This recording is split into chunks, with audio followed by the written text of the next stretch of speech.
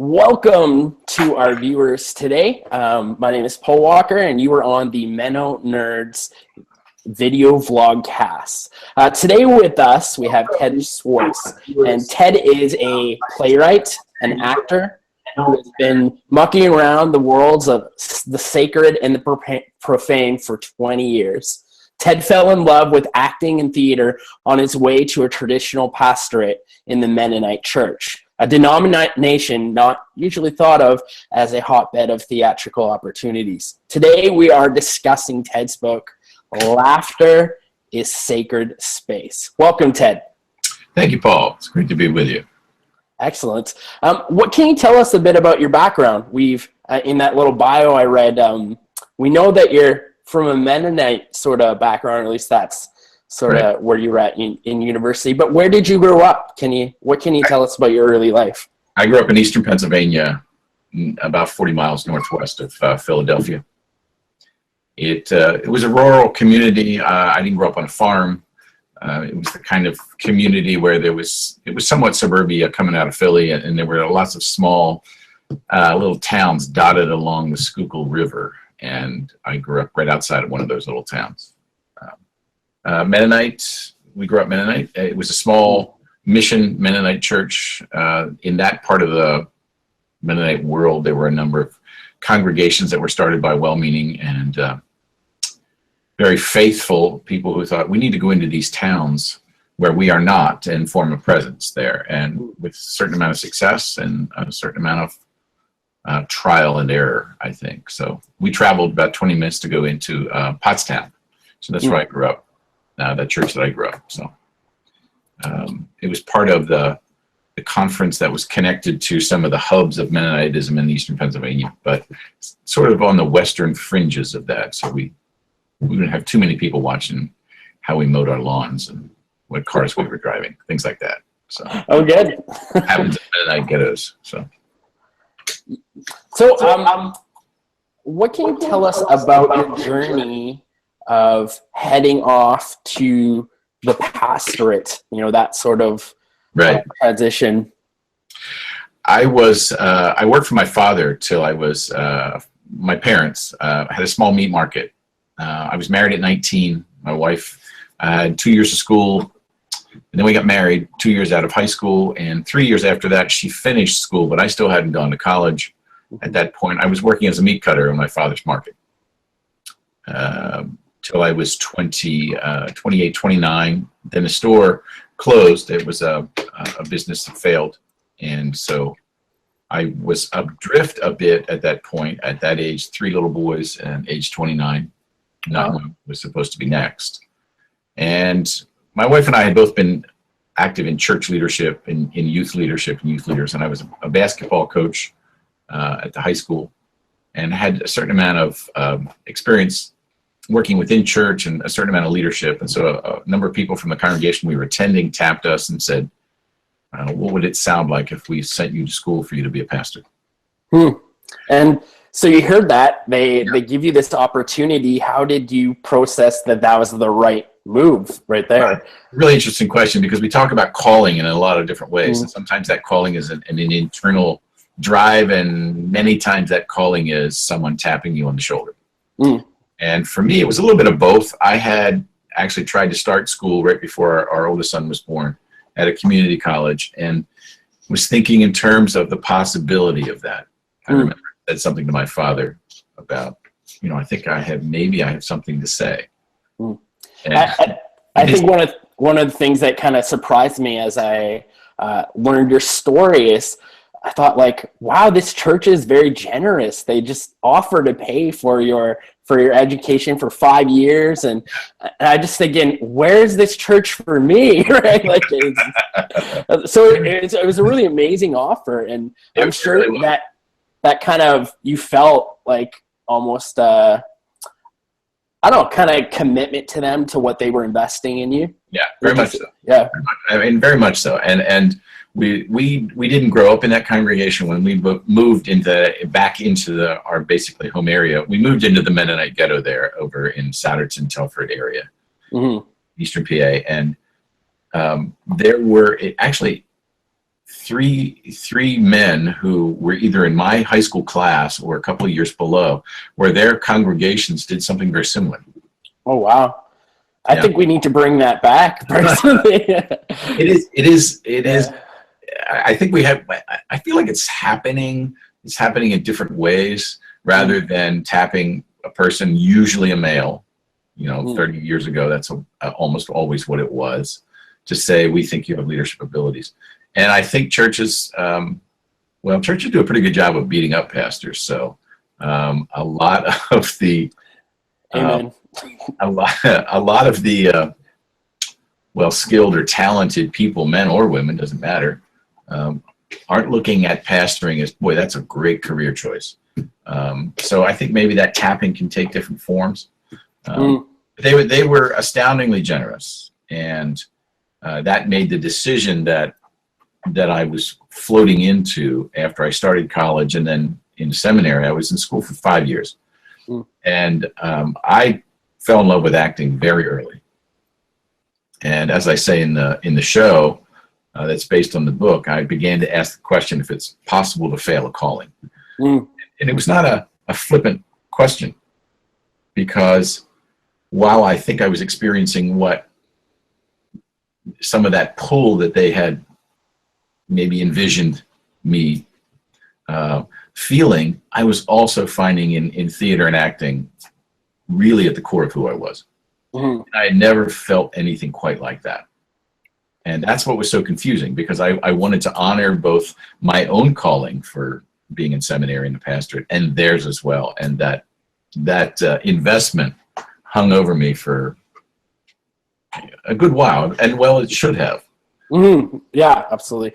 Well, and we'll get there just in a second. I mean, Sure. It's kind of hard talking about this project without talking about you, because this project is you. And so, I mean, it seems, fine. Yeah, absolutely. Maybe I'll just zoom back a bit, and I'll just ask you kind of, what was the inspiration behind the project? Like, why someone that's so acquainted with theater, you did this as a theater project, from what you can tell, why put it in a book? Well, it was kind of created at the same time as the live theater show, but the book had to have had its start first. I was actually asked by the publishing house that published the book to consider a book. It came out of some of the response to Mennonite in a Little Black Dress. It was out 5-6 years ago. Did you read that book? No, I didn't personally. No. And it caused, I mean, it got some great reviews, and it caused a bit of a fervor in her home community, and it raised some eyebrows and maybe some hackles from people in the Mennonite church, because I have a thing about being in a group, being in a tribe, being in a church, being in a denomination, and critiquing, as opposed to being outside and critiquing. And so this idea that you will talk about your experience and in essence call yourself a Mennonite but not have any affiliation anymore. Use that past affiliation to write a book. So someone came to me and said, can you write a book about what it means to be growing up Mennonite, remaining a Mennonite? Can it be funny, and will your parents still be allowed to go out in public? Yeah, kind of the wording that it went. And so I said, I think maybe I could, but it's not all going to be funny. Because I was at that point just a couple of years out of the death of Lee, my creative partner. So I said, I can't write a book about my experience with this and not write it about that. And as I began writing more, so I wrote about my childhood and upbringing and all of those kinds of things, trying to find where the lightness was in that, but also the things that we all grow up with that create traumas that we didn't know were there.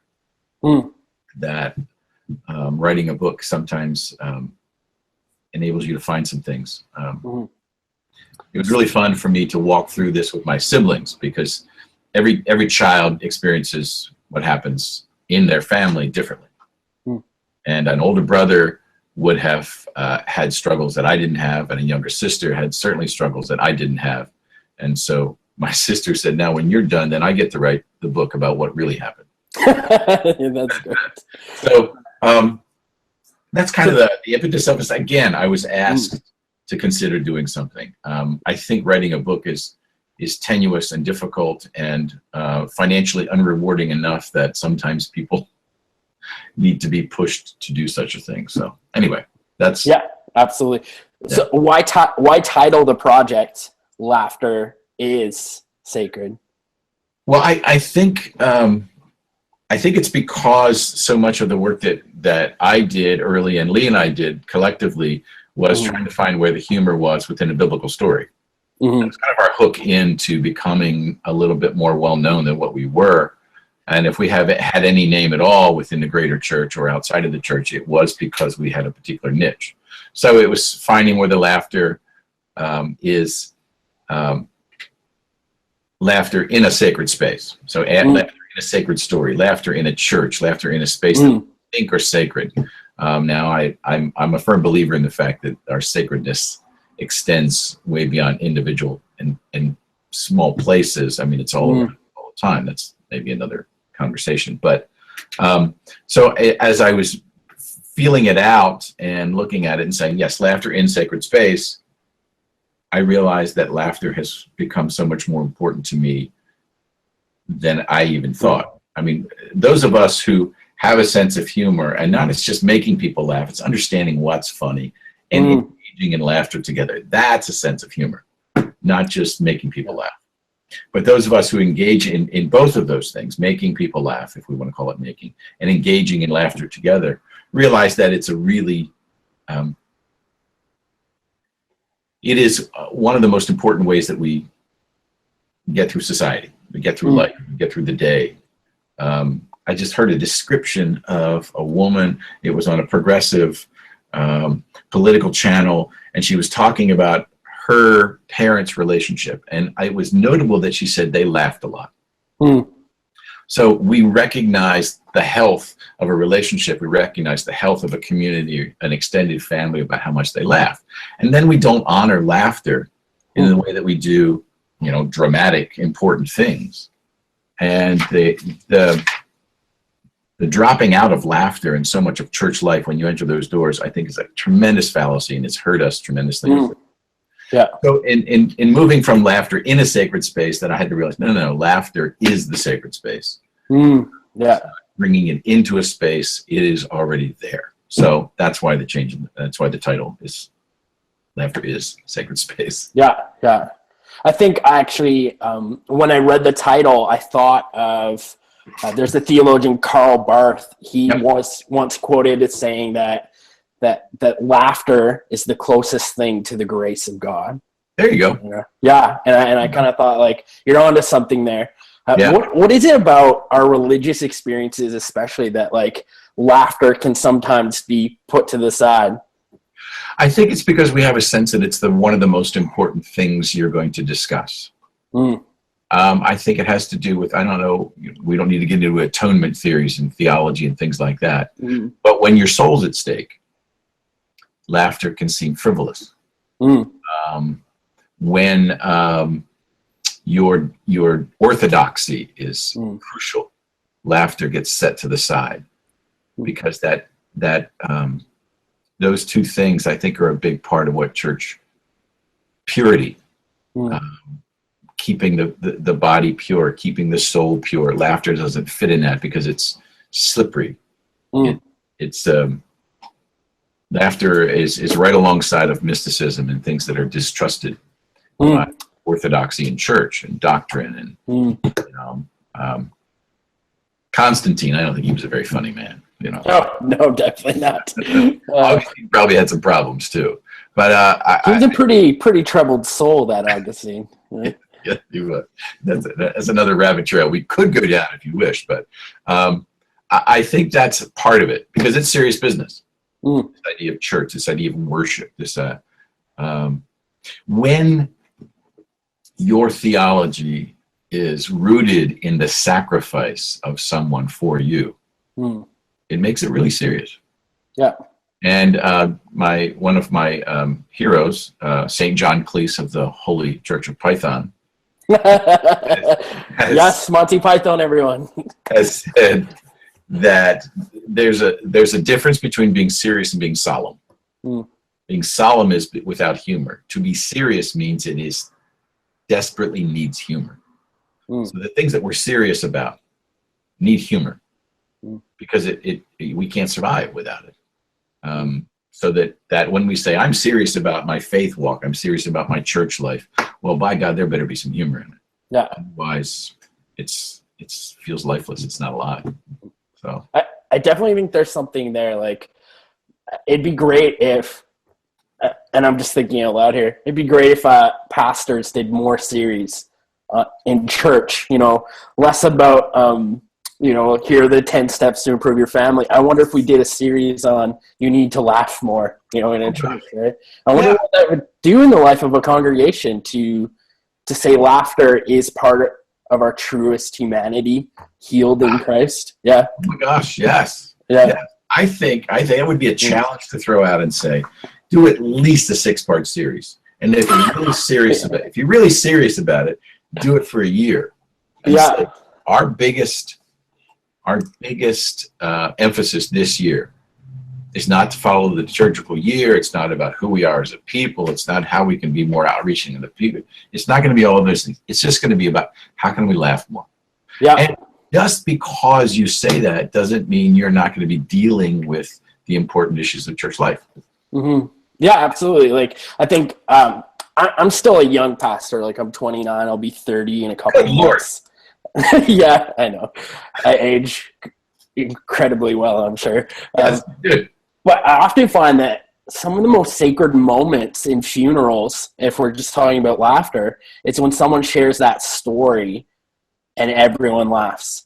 And I remember one of the few first funerals I did, it just kind of jarred me because I had this impression that I just had to be this very serious minister, and I couldn't even help but laugh because I knew this person. And yet there's something about laughter that we'll discover as we talk about your project a bit more. It is sacred. Yeah. Well done. Yeah. Last question around that sort of topic. We're kind of rabbit trailing here, but do you think Jesus laughed? Oh, good Lord. Yeah. Yeah. Oh, geez. Yeah. I don't even know why we even asked the question anymore. It comes up though. People have asked me that. Oh my goodness. Yeah. Okay. So did he fart as well? Yes. You betcha. Fully human, right? Well, of course. Good Lord. I mean, it's astounding to me that we would say, this is the greatest teacher in history. This is the greatest communicator in history, and he's not going to use humor.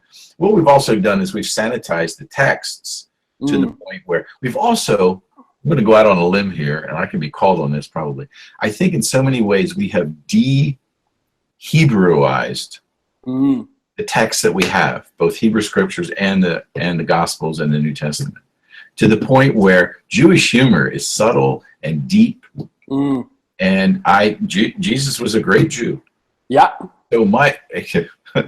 So I have this, one of the shows that I do relates to the story of Jesus' mother at the wedding at Cana.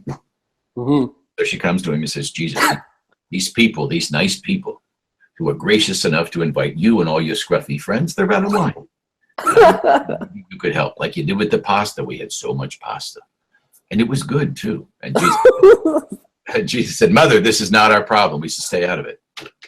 This is how you talk to your mother? A mother who simply wants what's best for her son? Jesus says, it's not my time, mother. How old are you, son? You're 30. You've been gathering these men. You know, the big fella, he's been to the buffet 4 times. You know, Edith's son, he's already a podiatrist. You're still living at home, Jesus. And Joseph, God rest his soul, he always said to me, Mary, the boy's not a woodworker. He's a dreamer. So it's the Jewish inflections of, I owe such a great debt, and we all do in this country, a debt to Jewish humor. Yes, we do. Absolutely. There's 3 distinct humor movements in the United States that have influenced us enormously. There's probably more, but 3 of them are Jewish humor, which has its roots in the Borscht Belt and the vaudevillians and the Marx Brothers and Jerry Lewis and Alan King. Robert Klein was one of the best comedians of the 70s. Seinfeld's part of that. Then there's the British humor, Monty Python, and then there's black humor. Mm-hmm. Those three strands have influenced, in much the same way that music gets it's all its pieces. But unless we recognize the fact that Jesus was a Jew and a great storyteller, I don't know why we would ever think he wouldn't have a sense of humor. Mm-hmm. I mean, I think it's sort of a damning accusation that the Jewish people are so funny, and yet we invented non-Jewish Jesus that seems divorced from his own culture, right? That just seems very strange. It just seems very strange. So, yeah. Well, in the book, you tell us a bit of your story of your off at, it was Eastern Mennonite University. That's where you were? Yeah. And you tell a story of receiving 37% in a Greek exegesis class. Yeah. Besides the obvious, like you failed the class, that's the bad news. But why else was this bad news for you? I felt like, and that's a great question because I've never said this. I think I didn't put it in the book, certainly. I don't think I've ever said it out loud before. I felt like I was a fraud. I felt like there were things that I was really good at during those 3 years of seminary, and then there was this part of me that just felt like a fraud. And that was I'm a pretty smart guy.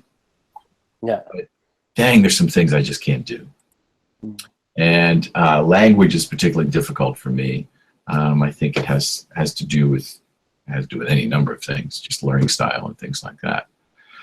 But I was I was also in two main stages that year at the university. Seminary is connected to the university here in Virginia, and I could still perform in the university productions while I was in seminary.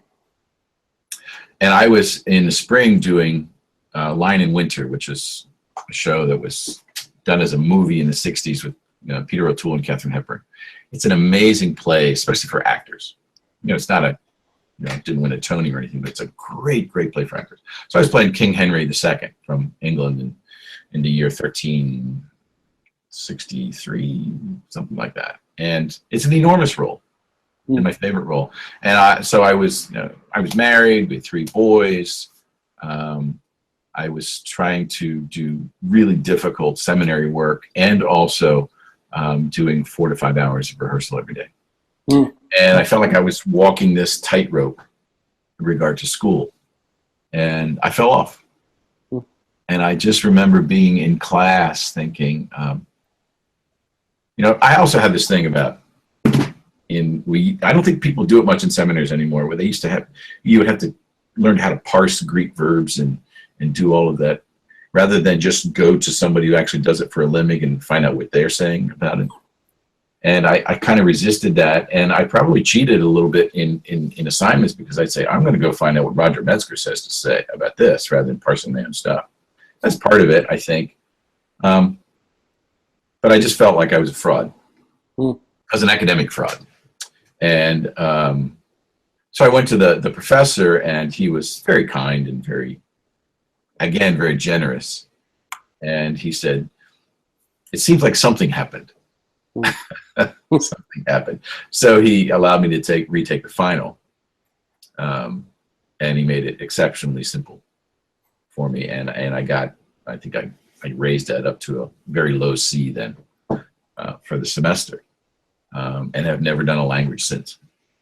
That was kind of a turning point then for me. Then I went to him that summer and asked him if I could go to the State University, James Madison, across town, and take their acting program. And so my last year of seminary then, maybe it was my last 2. It was my last year, I guess. I don't quite remember. I'd have to look it up. Maybe my last 2, then I went to James Madison and did 4 semesters over there. So it must have been my last 2 years. Yeah. Yep. So how did you break the news to that beloved Pennsylvania congregation that was, financing everything, just betting that you'd be the best, and the latest and greatest pastor? And such a good pastor. Yeah. Yes, yes. Listen to that voice. Oh, he'll be such a good speaker. I started the conversation when I met at Christmas time with our support group, the two couples that were the really instigators of this, and that was our report back group. And I remember having dinner at one of the couples' houses, and there were 6 of us there, Sue and I and those 2 couples, and I was just so excited to tell them about this discovery I had made about how when you find the humor in the story, you find a different concept to this. And it was like opening up a whole new box or a whole new room of possibilities. And I will never forget the look on the face of one of the guys there, which was, I would think, how did it was first of all, disbelief and a bit of betrayal in there somewhere. He was not happy. Yeah. He was not happy. So I started that. And then I think, and so that conversation, they knew it was going there. And upon graduation, what it is, I took Lee with me, and we went up and we did a Sunday morning. We performed a Sunday morning. Mm-hmm. And I had, by then, we had about 30 minutes of material that was developed out of the what became the Peter and Andrew stories that we did. We did over 1,000 shows of that before Lee died. Wow. Yeah. And then there was going to be a Sunday school class where anybody could come, and I thought there'd be maybe 12 to 15 people there, and I think there was 120 people in the Sunday school class or something like that, just to hear, because there was a sense of, you know, I'm still surprised I had the cojones to do that. But I think I was driven by the fact that I couldn't envision not doing this. I couldn't envision myself not acting at some level. And that just overwhelmed whatever anxiety about facing the group. And now they're just very pleased. The direction. And a big part of that was working a biblical story. That was not my intent necessarily. I was going to be an actor. I was going to be an actor in any way possible. It's just that meeting Lee and finding this unique hook enabled me to do theater on my own terms and our own terms, as opposed to, you know, going to a big city and auditioning for shows, which is a very viable way to be an actor. It's just a very hard way, and it would have been really impossible to raise 3 boys in the way that I, and most importantly, my wife did. So. Do you ever get the sense that perhaps, you know, when you kind of look at it from this perspective, where you've been able to take biblical stories and really transform them into something that's funny and something that's creative, I still get the sense that you're kind of in ministry when you do that. Oh, yeah. And maybe what needs to expand is what we actually think a minister is. Yeah. I think a lot of people have gone there and have made that leap. Other people are still getting on board with it. Lee and I never used the word ministry. Yeah. And I still don't. It's a theater company. Yeah. No, that's good. Yeah. Partly because, so we had a little problem with the word skit and the word ministry. So you can see where I'm going with that. If you think in terms of, okay, we're going to do skits that are a ministry, and it just makes my skin crawl. Yeah, yeah. It's kind of like the difference between, you know, let's start a Christian band versus let's just go play. And I'll be honest, the bands I find most credible are ones that they may be Christians, but they keep that under wraps. Like, my favorite band in the world is U2, and everyone knows Bono's, you know, Prophet Bono, but yeah. But it's so, like, it just becomes, rather than something that's marketing, it's something through which you see the lens of the world, right? And that way you get credibility, right? Yeah. And that's exactly it. And when you say that, if you feel like you have been ministered to, that's great. Feel like if you need to say that what I'm doing or what we're doing is a ministry, that's fine. That's fine. But I think that we are we are the priesthood of all believers, right? We are to be ministering in all the pieces that we all do. And when I think when theater works, you discover something about yourself, and you gain empathy. You are a part of a body that is experiencing something very similar, and you are moved. You laugh together, and that's just pretty damn good. Yeah. Oh yeah. And that's just, I can't think of church being better than that. And that doesn't mean there's not bad theater. Of course there is. That doesn't mean isn't theater that I would never do. I think there's just gratuitous stuff that I think just doesn't necessarily lend itself to anything other than, wow, they're a really good actor, or they can really sing, or she's hot, or he's hot, or those things that we all do when people gather in a room together. I haven't seen the high weeds, but I'm not in the high weeds yet, but I can see them. So maybe we should find another direction to go back. I don't know. All right. Well, kind of rewinding a bit. So you make this transition to James Madison University. Part-time. Yeah, part-time. What were some of like those peculiarities of going to that environment that was different than what you were doing before? I was in heaven once I got over my fear. In that nobody knew who I was. Nobody had any expectations about me. Nobody knew that I was supposed to be a pastor. And I wanted to work. I needed to find out if I was any good. And this was the place that I was going to find that out. And I think there's a line in the book that goes something like, that very first day, and the professor was a friend of my theater professor at EMU. In fact, she took his class when she was in school years before. And she was trying to find out the same thing. Am I good enough outside of this little pond of a thousand students? And I was acting. I was 32, 34 years old. I have a good voice. I'm 6 foot tall. Of course, I'm going to get a role in a tiny school. Yeah. I'm going to play. Somebody's got to play the father. Of course, I'm going to get a role. So what does it really mean? So this professor knew something about me, because my professor at this small university said he needs to be pushed to find out this thing. So he announced in class he's going to hand out scenes. And he said, I've given you scenes that I think will push you.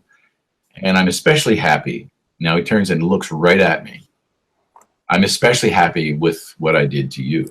And I say in the book, sitting in the third row, trying to not to look married and Mennonite. Yeah. And it was from a really deep, dark black comedy by Joe Orton. And I played somebody who was completely amoral. He slept with the men in the cast. He slept with the women in the cast. He killed the old man. He was completely amoral. I had a blast. It was just so much fun. And I found out, I can do this. And I think acting is like music and some other things. Sometimes there's different schools of thought about going to acting classes in general. You can theater major. And, it's a little bit like, I have a baseball metaphor for almost everything, but it's a little bit like the minor leagues. You have to have 25 men on a roster at 6 levels minimum for an organization. And so you have the major leagues, then you have at least 5 and sometimes 6 layers below that. And there's 25 guys on a roster. 6 times 25 that's 150 guys. How many of those guys are going to make it to the major leagues? Maybe 4. So what are the other guys doing? Well, they're dreaming, first of all, and they're also giving a place for those other 4 to play. So being in acting classes sometimes is, I need somebody I respect to tell me that I'm doing something right or doing something wrong, but I also need people to play with. So that's kind of why we've got acting classes in some sense. So I was told that, I think you can do this, or you can do this. And then I had a chance to make some great friendships that I still have today in a completely secular setting, which was important for me to get outside of the small pond, the Mennonite bubble, the Mennonite enclave, and make friends that I still have today. Yeah. That we talk about lots of things. We talk about God or not God, or faith or not faith, and they are very, very dear friends. So it had a lot of different levels of importance. The professors remained a good friend of mine. So that's good. I kind of think I don't know if you've ever heard of Malcolm Gladwell's book where it's called The Tipping Point. Oh yeah. And he talks a bit about like for anyone to get proficient at something in their life, they need like 10,000 hours. And I kind of thought like this is what you needed to prove it to yourself. Was kind of like you needed like a baptism by fire kind of in acting and that vote of affirmation and kind of getting it on the other side. There's also an interesting. It's not a rebuttal necessarily to Gladwell's 10,000 hours. Is that so? He uses Jobs and he uses Gates and he uses the Beatles as example. He talks about the Beatles' time in Hamburg, in Germany, playing those hours and hours and hours. Yeah. However, this person was pointing out the genius of McCartney and Lennon was they could write. Yeah. No matter how much you play. So if you can write code like Gates could, the hours are important. So what comes first is the skill. So there's a difference between talent and skill. The talent, the 10,000 hours creates the skill. But is the talent there anyway? Or does the 10,000 hours develop it? But I've seen some people who have been trying really hard to be different than what they are. And I don't think 30,000 won't make a difference. Yeah, yeah. However, the person with the talent who doesn't do the work, the same thing's going to happen. Yeah, kind of like Jordan, right? Like I think Michael Jordan's a good example of. Yeah. Oh, don't get me started on Jordan. Yeah. Because I hate that notice of he was cut by his high school basketball team, and so that gave him energy. Gave him, Well, he had talent, right? He had to learn to work harder, right? Yeah. Well, no, he was a guard. And they didn't need guards on the varsity. He was a sophomore in high school, for goodness sakes. And they just didn't need his position on the varsity. It was a good team. He was cut as a sophomore. No, he just played on the JV team for a year. I'm so glad you know this stuff because I just get the pop culture reference. I feel like I'm doing something here. I'm really irritated by that. Okay, well, thanks. Yeah, sounds like a rabbit trail. So anyway.